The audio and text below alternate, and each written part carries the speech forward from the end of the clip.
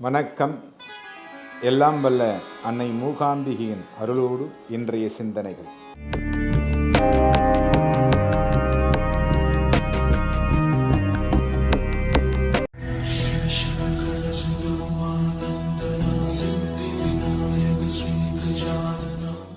இந்த சரணாகதி அப்படிங்கிறது ரொம்ப முக்கியமானது.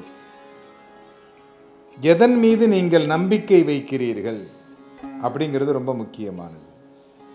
உங்களுடைய குலதெய்வம், இந்த குலதெய்வ வழிபாடு அப்படிங்கிறது மிக முக்கியமானது.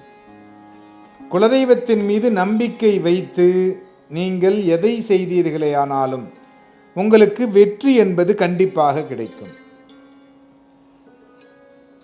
இப்போ ஒரு வழக்கு சம்பந்தமான வேலைக்கு போறீங்கன்னு வச்சுங்களேன், வெற்றி உங்களுடையதுதான். தர்மமான முறையில் நீங்கள் நடந்து கொண்டால், நன்றாக ஞாபகத்தில் வைத்துக் கொள்ள வேண்டும், அதர்மத்தில் உங்களுக்கு வெற்றி கிடைக்காது.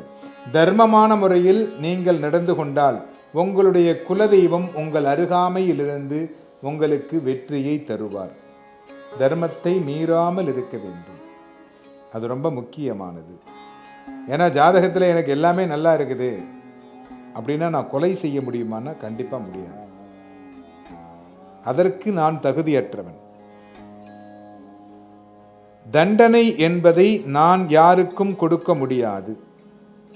ஆனால் தண்டனை நமக்கு கிடைத்து விடாமல் இருப்பதற்கு ஆண்டவன் பார்த்து கொள்வான். ஏன்னா நான் தப்பு செஞ்சாதான் எனக்கு தண்டனை வரும். நான் தப்பு செய்யாமல் இருக்க வேண்டும். ஏன்னா கிருஷ்ண பரமாத்மா பிறக்கிறார், வசுதேவர், ஆணை வருகிறது, இந்த குழந்தையை கொண்டு போய் யாதவ குலத்தில் சேர்க்க வேண்டும் இல்லையா? யசோதையிட்ட கொண்டு போய் விடணும்.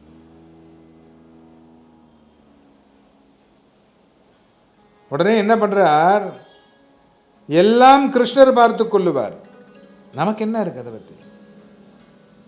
நான் எதுவும் அதை பற்றி கவலைப்படணும்? கையில் விலங்குகள் பூட்டி இருக்கிறது, சிறைச்சாலை அடைத்திருக்கிறது, காவலாளிகள் காவலுக்கு இருக்கிறார்கள். இதையெல்லாம் கடந்து இந்த வசுதேவர் கொண்டு போய் அந்த குழந்தையை அங்க இடத்துல சேர்க்கணும். எதை பற்றியும் இந்த வசுதேவர் கவலைப்படவில்லை. ஏன்னா கிருஷ்ணர் இருக்கிறார், எல்லாவற்றையும் கிருஷ்ணர் பார்த்து கொள்ளுவார். குனிந்தார், குழந்தையை எடுத்தார், கூடையில் வைத்தார். கையில் இருக்கக்கூடிய விலங்குகள் தன்னாக கழண்டது. தலையில் கூடையை வைத்தார், கதவு திறந்தது. நடந்தார் வாசல் வரைக்கும். காவலாளிகள் உறங்க ஆரம்பித்தார்கள். எல்லா கதவுகளும் தானாக திறந்தது. அந்த கதவு திறக்குமா திறக்காதான்ற எண்ணம் இவர்கிட்ட இல்லை. இது நடக்குமா நடக்காதான்ற எண்ணம் இவர்கிட்ட இல்லை. ஏன்னா எல்லாவற்றையும் கிருஷ்ணர் பார்த்து கொள்ளுவார். ஏன்னா சொன்னது யார்? அசிரீதியாக கிருஷ்ண பரமாத்மா. வெளியிலே வந்தார், யமுனை கரை புரண்டு ஓடுகிறது. மழை வெள்ளமா அது அப்படிங்கிற மாதிரி கரை புரண்டு ஓடுகிறது. அப்படி கரை புரண்டு ஓடுகின்ற பொழுது கொஞ்சமும் துளி கூட சந்தேகம் வரவில்லை. இந்த யமுனை ஆற்றை எப்படி கடப்போம் என்று நினைத்து கூட பார்க்கவில்லை. பரமாத்மா கூறிவிட்டார், நடப்போம். நடந்தார், யமுனை வழிவிட்டது. நேரா போனார், குழந்தையை கொடுத்தார்.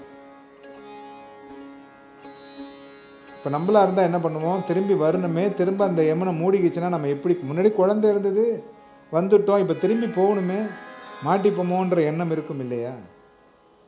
அந்த எண்ணம் துளி கூட அவருக்கு இல்லை. பயம்ங்கிறதே இல்லையா வசுதேவருக்கு? குழந்தையை கொடுத்தார், திரும்ப வந்தார், யமுனை வழிவிட்டது. மீண்டும் அதே சிறைச்சாலைக்குள் செல்லுகிறார். அதுவரை அந்த சிறைச்சாலை கதவுகள் திறந்து இருக்கிறது. காவலாளிகள் உறங்கிக் கொண்டு இருக்கிறார்கள். நேராக போனார், எல்லா கதவும் அதுவா முடிக்கிச்சு, பூட்டு அதுவா பூட்டிக்கிச்சு. உள்ளே சென்று பார்த்தால் இவருடைய கையில் மீண்டும் விலங்குகள் பூட்டப்பட்டு எப்படி இருந்தாரோ அப்படியே இருக்கிறார். ஏன்னா அவர் வைத்திருந்த நம்பிக்கை, இறை மீது அவர் வைத்திருந்த நம்பிக்கை. ஆண்டாள் அந்த நம்பிக்கையோடு பாசுரம் பாடியதால் தான் பெருமாள் வந்து ஆண்டாளை ஆடிப்பூரத்தில் திருமணம் செய்து கொண்டார். மார்கழி மாதம் ஆண்டாளை திருமணம் செய்து கொண்டார் அப்படின்னா அந்த பாசுரம், மார்கழி மாதம் அனைத்து பாசுரங்களையும் பாடி 27வது நாள் ஆண்டாளை பெருமாள் திருமணம் செய்து கொண்ட நாள். நம்பிக்கை என்பது நாம் கடவுள் மீது வைக்க வேண்டும்.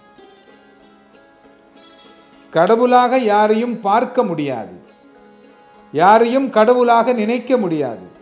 ஆனால் கடவுளை கண்டிப்பாக கடவுளாக நினைக்கலாம் அல்லவா? அந்த கடவுளை நீங்களும் நம்பிக்கையோடு பாருங்கள். உங்களுடைய குலதெய்வத்தை நம்பிக்கையோடு பாருங்கள். கண்டிப்பாக உங்களுடைய குலதெய்வம் உங்களுக்கு காட்சி கொடுக்கும், ஆசீர்வதிக்கும். உங்களுடைய கஷ்டங்களில் எல்லாம் பங்கு கொண்டு உங்களுடைய கஷ்டங்கள் இல்லாமல் பார்த்து கொள்ளும். அதற்காகத்தான் இந்த குலதெய்வங்கள் எல்லாம் உருவாக்கப்பட்டது. நம் முன்னோர் வழிபட்ட தெய்வங்கள், நம் முன்னோர்கள் கொண்டாடிய தெய்வங்கள். அந்த தெய்வங்களை நீங்களும் வழிபாடு செய்யுங்கள். அப்படி வழிபாடு செய்வீர்களே ஆனால் கண்டிப்பாக இன்புற்றிருக்கலாம் என்பதில் ஐயமில்லை.